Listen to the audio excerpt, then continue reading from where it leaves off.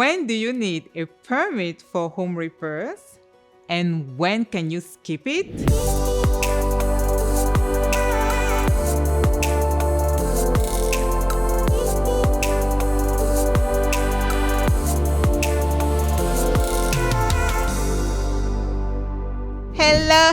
Hello. My name is Marie Noel and welcome to Northwest Living with MN Homes. Do you have a list of home improvements on your fall schedule? Whether you are that determined we can do it yourself or intend on hiring a professional, knowing when to pull a building permit is an important step. Let's get this out of the way for starters. Working with your local permitting department can sometimes be frustrating. Between the uncertainty, long lines, and unanswered questions, jumping through all those hoops is enough to halt the process before it starts. I'm here to tell you though, however, that solving the permit problem doesn't have to push you to your limits. Here are a few helpful hints for you to use as a guide. The first thing you need to understand is that there is no uniformity when it comes to when you need to pull a permit and when you can skip it. All cities and counties are different. A project requiring a permit in one city might not require in another one. As a homeowner, you can rest assured that certain types of work almost always require a permit. Think of personal and public safety. Most projects involving major plumbing, electric, and natural gas.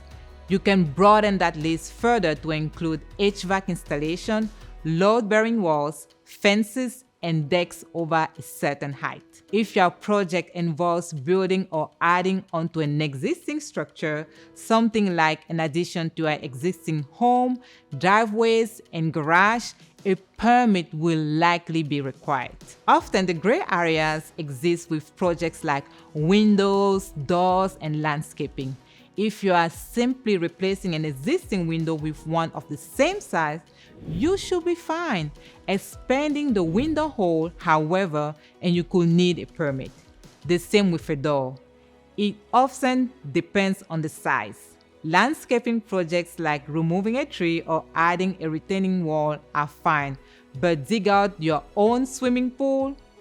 You better call someone. Smaller projects you can do on your own, such as putting in new flooring, replacing a sink and siding, or updating bathroom fixtures, you are free to tackle without official sign-off. Permits are difficult to understand. I get it.